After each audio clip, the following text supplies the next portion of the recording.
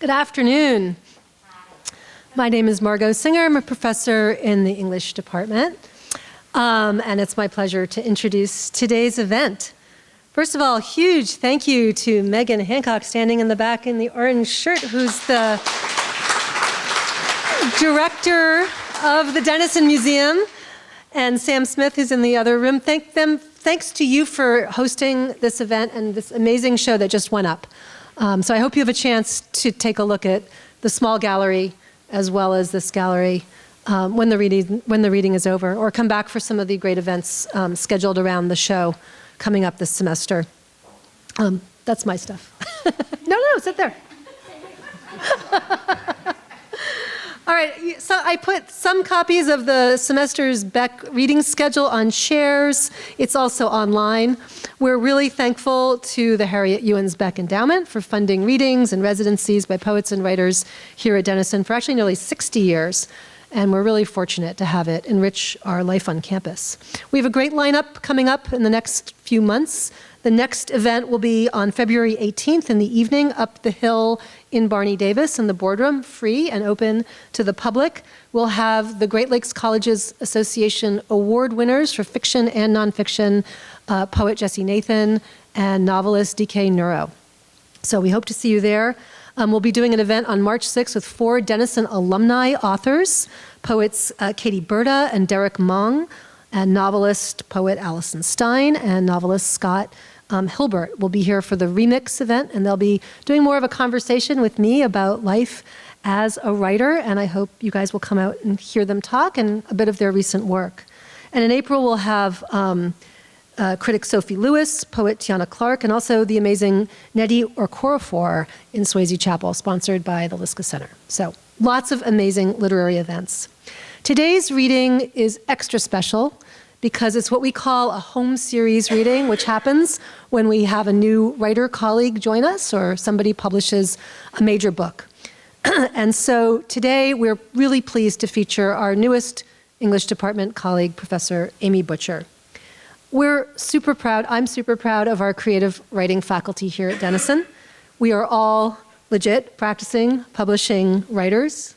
You're lucky to have faculty who both teach and write. I think it's not too hard to find university professors elsewhere who've either maybe given up on their writing or who can't be bothered to care too much about teaching because they're always writing. And I'm happy to say that's not who we are here. Amy came to us last year in a really large pool of about 100 applicants for this position. The candidates had graduate degrees, PhDs, stellar publications, a book, multiple books, teaching experience, even tenure at other universities. And those of us who served on the search committee spent days and days sifting through their credentials, reading their work. It was a really tough crowd, but Amy stood out. And when she arrived on campus with her bright smile and warm, can-do energy, we knew. Amy writes and teaches what we call creative nonfiction, or sometimes we call it narrative nonfiction or literary nonfiction, by which we mean writing about real people, about real places, real things that really happened, in prose that is as artfully crafted as any poem or novel. Creative nonfiction exists on a spectrum somewhere between newspaper reporting on one end and maybe encyclopedia entries, and I guess fantasy fiction on the other. It includes essays, magazine articles, long-form reportage, immersion writing, memoirs, and in a cultural moment where truth and reality have to be mentioned in scare quotes and are more fraught and fractured than ever before, writers like Amy stand on the front lines, bearing witness, marshaling the facts, honoring complexity, telling our stories, and speaking out. Amy's work is intrepid, honest, vulnerable, and brave. She tackles tough subjects, turning an empathetic eye outwards to, at times, horrific violence and suffering, as well as inwards to the tender and conflicted layers of the self. Her first book, Visiting Hours, published in 2015, she was barely out of college, tells the harrowing story of her friend Kevin, who just a month before their college graduation walked her home and then went and stabbed his girlfriend fatally 72 times. Her second book, for sale outside, which I hope you'll buy a copy and have her sign it, Mothertrucker describes her friendship with a female long-haul trucker in Alaska along America's most dangerous stretch of highway. It's also an exploration of intimate partner violence, abusive relationships, trauma, and all its terrible effects. Alongside her books, Amy has published essays in a star-studded list of publications, including the New York Times, Harper's, Granta, The American Scholar, and many others, and she's racked up an impressive array of awards. If she doesn't talk about it today, be sure to ask her about her op-ed, Emoji Feminism. That had a very cool effect. She has an undergraduate degree in English and creative writing, like some of you will, from Gettysburg College, and an MFA in nonfiction writing from the University of Iowa. She comes to us from Ohio Wesleyan University up the road, where she served as director of creative writing and was a professor for many years. We're incredibly lucky to have her. Amy will read for 30, 40 minutes or so. She'll be glad to answer questions and, of course, to sign some books afterwards. I hope you'll hang around, check out the show, and eat the rest of the snacks that are in the lobby. Thank you. Amy.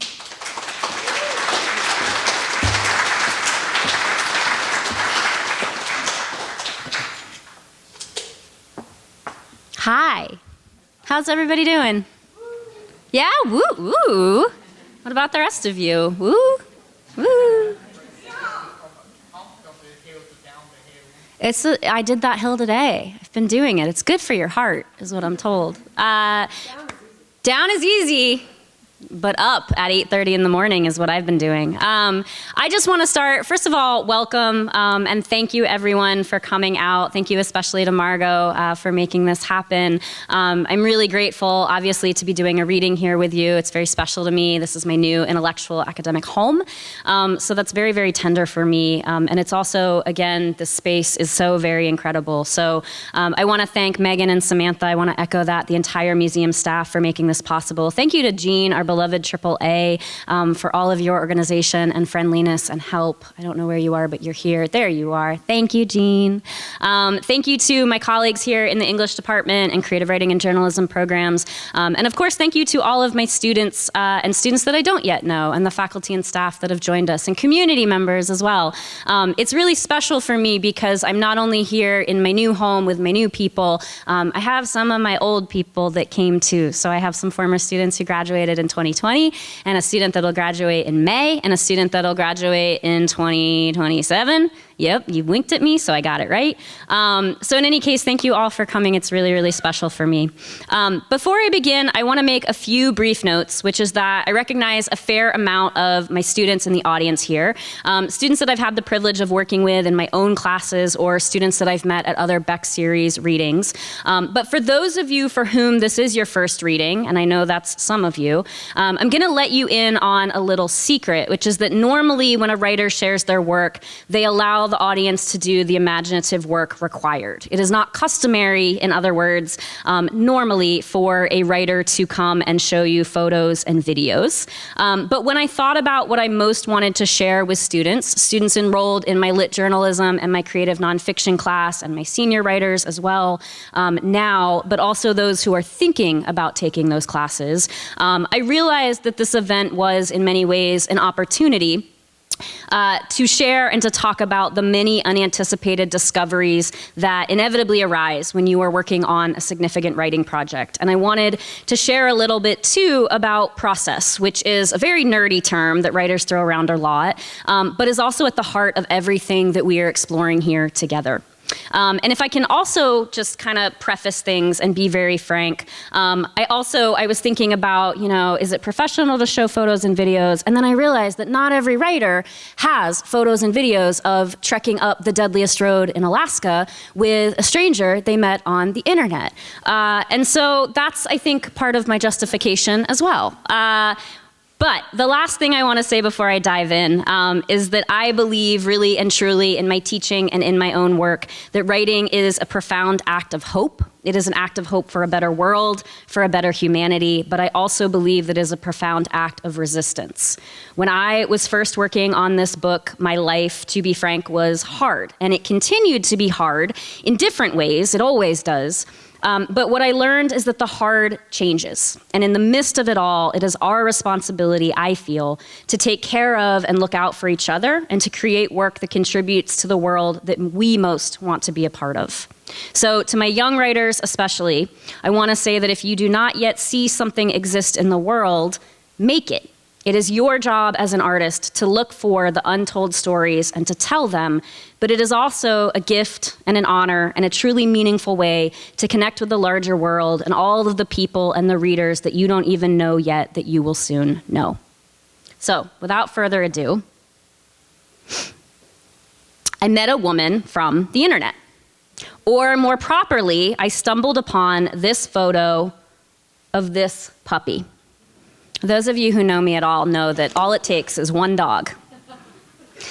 And so this was the first photo that I found that started Mothertrucker, that set that into motion. I came upon this particular photo of this Samoyed puppy wrapped in a baby blanket one wintry evening here in central Ohio while I was scrolling through the Discovery feature on Instagram. And it was posted, as you'll see, by a woman whose username was Alaska Mothertrucker. And so I clicked it, expecting mostly only more photos of dogs in soft baby clothing.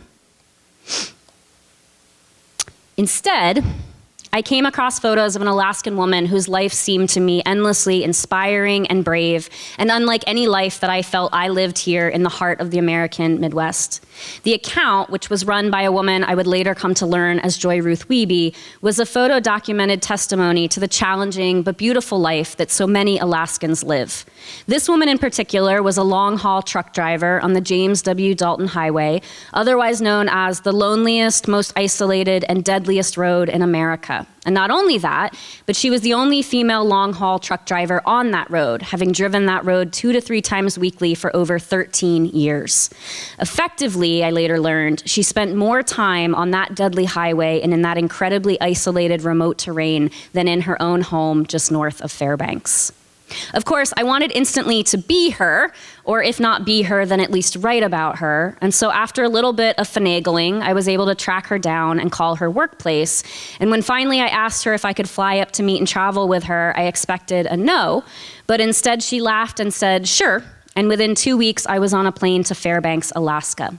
Here is an excerpt from that book, which I think helps set some of the groundwork of who Joy is and what she represented to me in those early days before we had met. I wrote, Joy is an Instagram celebrity, though she would never call herself that.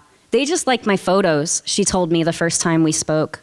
I found her account one evening while scrolling innocuously past photos of perfectly plated pasta and beautiful children with sleepy cowlicks, well-designed white living rooms, and handsome golden doodles. Freshly 50 with the face of Kate McKinnon and a body like an exclamation mark, compact and lean, somehow commanding the world's attention, Joy is the nation's only female ice road trucker, a woman who has built a life driving big rigs on the James W. Dalton Highway and documenting its beauty, rare and natural, snow-glazed and blue. Joy calls that cold place heaven. She says the highway is downright holy. She seems like God to me. And while my itinerary may bridge the divide that separates two strangers, brings our two very different worlds together, I realize in the John Glenn Airport that all I know of Joy is a series of stark bullet points I have shaped into a character. I know, for example, that she is petite with long brown hair and looks like the kind of person who could make a very fine rustic soup, something with potatoes and red lentils, stewed kale, and the half moons of carrots. I know she has a 17-year-old daughter, Samantha, and is decades deep into her second marriage. I know her family lives outside of Fairbanks on a plot of wilderness with a mule and at least one horse and more dogs than I can keep track of in a cabin her family built together after the first cabin they built burned down. Joy told me they chose that plot of land for its isolation and spectacular views, and in the photos that she has sent me, our occasional dispatches over the past 2 weeks since I placed my call and then purchased my ticket, her mule is teething against its bridle before a forest glazed slick with snow. A Samoyed puppy, a cloud of white, is bounding across a pasture, its paws stained green from grass. Joy's 18-wheeler shines in the driveway, freshly washed and waxed, a handsome blue. It is in this truck that Joy undergoes her transformation, becoming a little less Joy Ruth Wiebe and a little more Mothertrucker, a name her son Daniel suggested as an Instagram handle that became, in time, a lived persona followed by thousands of Instagram users. Of course, every good journalist goes into an interview having conducted a fair amount of research already, but nothing could have prepared me for the Dalton Highway, which was Joy's whole world. Of that highway, I wrote, I have imagined much about Joy, but I know her highway better.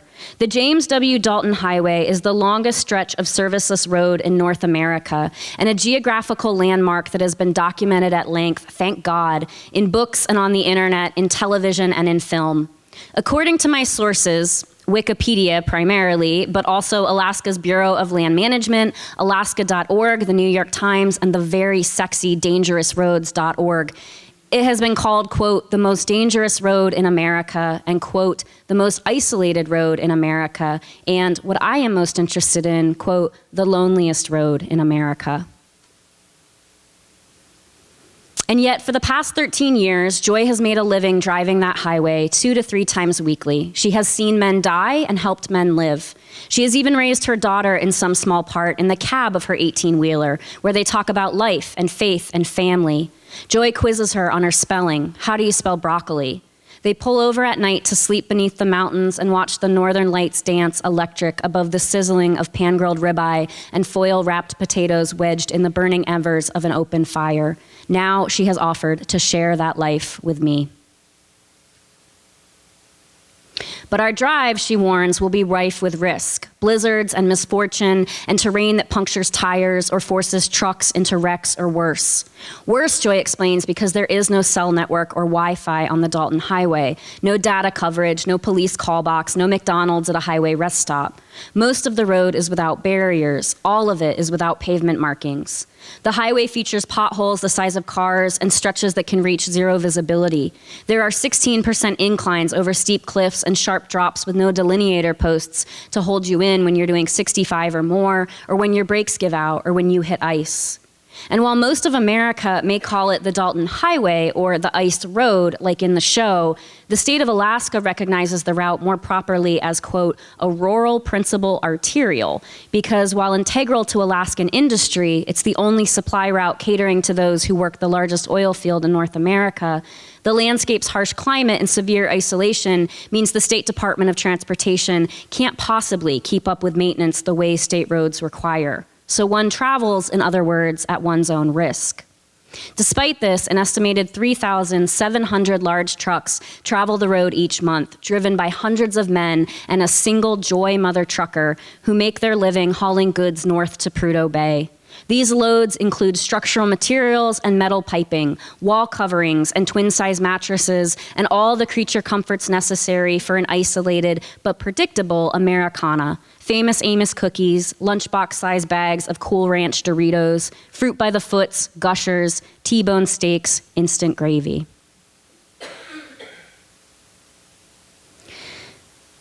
So this is the first video that Joy sent me, and she sent it to me the night I arrived in northern Alaska, the night before we set out together.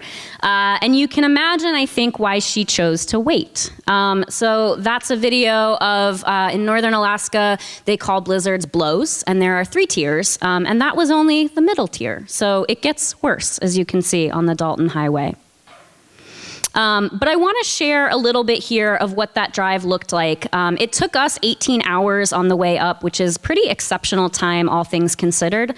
We did the drive in April, but what I soon learned is that conditions up there change at the drop of a hat. And there really is no way of knowing until you're on it how wild and remote and dangerous the Dalton Highway really is, and always, despite the season or the weather, which is something that I'll elaborate on soon. So this is the start of our drive. Basically from Fairbanks, you drive about 40 minutes north to a small, you can't even call it a town. It's a convenience store gas station called Hilltop Truck Stop in a small town called Fox, Alaska. And then this is embarking on the Dalton Highway early in the morning. A few photos and videos here. About halfway up, you hit the second convenience store, gas station, restaurant, $200 for a cot, establishment. It's called Coldfoot Camp, and there's a fun story about it I'd be happy to share later if you'd like, one-on-one. But essentially, this is the trucker table. You can get there. This is the trucker table, so when you go into Coldfoot Camp, you know, when you're planning your great vacation to Coldfoot, Alaska, this is the table that only the truckers are allowed to sit at, and there is aggressive signage in 13 languages that no tourists are allowed to sit at the trucker table. And yet, do you see the plate of eggs and hash browns and bacon? I was invited to sit at the trucker table because I was Joy's friend. And these are two veteran truckers that I got to meet and talk with. They'd been doing driving the highway for several decades. So this is climbing ever north. You can see here that there's a metal guardrail there, thankfully, but the road is not terrifically wide, and so ideally the truck that is coming downhill always has the right of way. There is no pulling over, really. There's no shoulder, and even the fact that there was a little bit of a shoulder despite the snow was pretty lucky. But the idea is that whoever is coming down at a faster speed has really the right of way, and you just try to get over as far as you possibly can. Yeah, my dad was really not crazy about this trip that I did. So this is the Trans-Alaska Pipeline. So this, essentially, Prudhoe Bay is the second largest oil field in North America. And it essentially, the oil that they extract there is pumped down 500 miles or so and all the way down to Valdez. And it's really fascinating. There are 34 distinct migration crossings where the pipeline goes up so that it doesn't affect and impact caribou and wolf migration, among other things. This is Adigan Pass. This is one of the most dangerous parts of the Dalton Highway. Here you'll see there's a little bit of a pull-off, but as you can see, there's really very few. There's no guardrail. There's really nothing. There was aggressive signage about avalanches and warning for avalanche. And again, most of the time that you're driving this, you're in a 18-wheeler where you're going quite fast.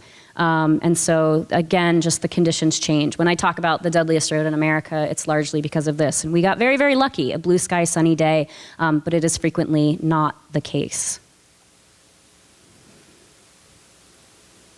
This is Joy coming up on Prudhoe Bay, and that's tundra out there and the sun beginning to set.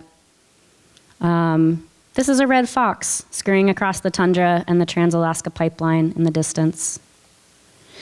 This is one of the remarkably few photos that Joy and I took on this trip together, largely because, and I'll talk about process here, I really convinced myself that this was exclusively a book about Joy. I considered it my badass trucker book, and so I didn't think I had a role in it. But this was a photo. This is really special to me because it captures, or at least it attempts to capture, a sundog, which is essentially when moisture, water particles in the air catch the sun and they glint like little rainbows.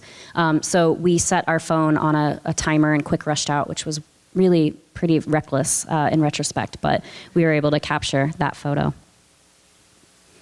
Here we have, again, this video was taken with only about 40 miles to go north to Prudhoe Bay, and as you can see, the conditions changed and the visibility dropped pretty significantly.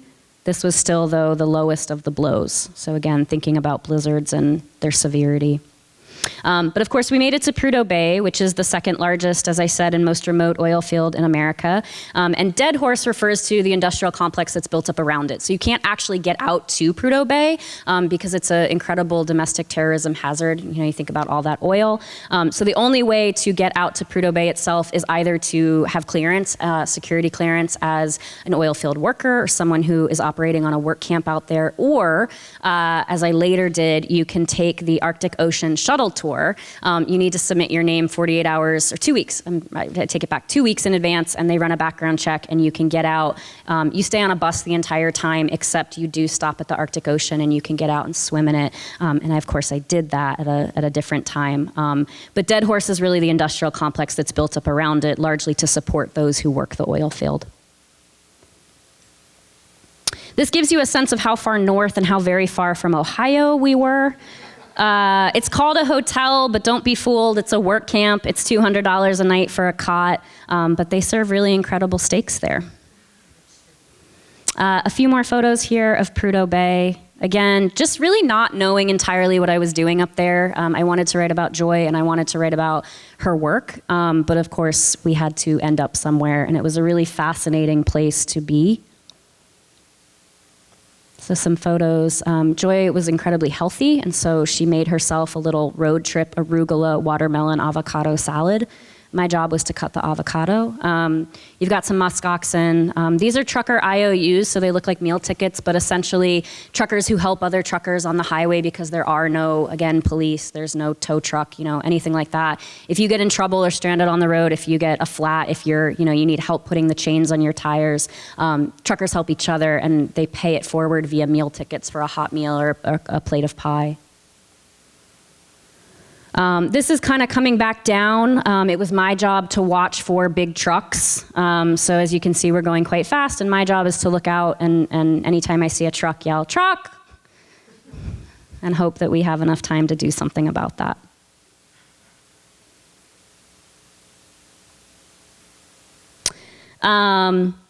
So here I return to my earlier comment about the way that a project invariably changes. I began this book, as I said, as an exploration into strong, intrepid, fearless women. But the reality of that story is one of risk, and many times necessary risk. As I tell my students all the time, especially when you're writing about other people, the best way to get individuals to kind of open up, aside from putting yourself in a truck cab with them for 18 hours on the most remote highway in America, is to just ask really open-ended questions. And so it didn't take long for me to ask Joy about why this line of work, why the Dalton Highway, why pursue, why put yourself in such great risk. It doesn't take very long for the answer of it's really beautiful and it's really pristine and I feel at peace. Those things are true. But when I kind of continued to push, it became very quickly a conversation about financial necessity, about, again, having autonomy and being able to provide for herself and at the time her dependent daughter. And again, I think the conversations that can arise when you simply ask why, or can you tell me more about that, the conversation again begins to shift. So I completed my first trip with Joy in April, and before I could return to shadow and interview her further, we had discussed me returning for a trip in September, and then again building to driving the Dalton Highway in winter. Joy was killed on that highway in August, less than 3 weeks before I was due to fly back. And I'm happy to talk about this in greater length, but essentially I spent those first several days convinced that this was the end of the story. This was the end of Joy's life. This was the end of our friendship, which had grown incredibly quickly, as it does when you spend 36 hours in a truck cab with someone and you ask them about their life. And it was certainly the end of any book that I hoped to write about Joy and her fearlessness. I returned to Alaska, but this time it was for her funeral and the memorial trucking convoy that was held in her name. So a trucking convoy is if someone notable dies on the Dalton Highway, someone who's committed their life to driving that highway. The best way that truckers can pay tribute is to all meet in Fox, or in Fairbanks rather, and then drive those 40 minutes north to Fox, to the Hilltop truck stop. And essentially all of Fairbanks kind of shuts down, and it's like a parade in ways. People, line the road in foldable, collapsible lawn chairs and, bring snack foods. And as the trucking convoy goes by, they all stand up and cheer, and you kind of pull the horn. So this was the Memorial Trucking Convoy. We started in a parking lot, Carlisle's parking lot. I wasn't legally supposed to ride in the truck with this individual, but he kind of tucked me in. And so I got some photos from that. That's like the rear view mirror. You can see all of the trucks. Joy did this road, as I mentioned, a couple times now, 2 to 3 times for 13 years. So she was very beloved, known as a highway angel for all of her help in helping other people when they got stuck or stranded, and her friendly, kind of bubbly energy. So this was really a pretty incredible moment to be a part of.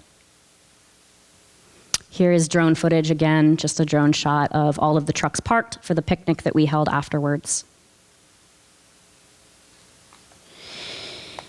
And here is where the story changes again. My students are really familiar with this idea that sometimes we write something and sometimes something writes us.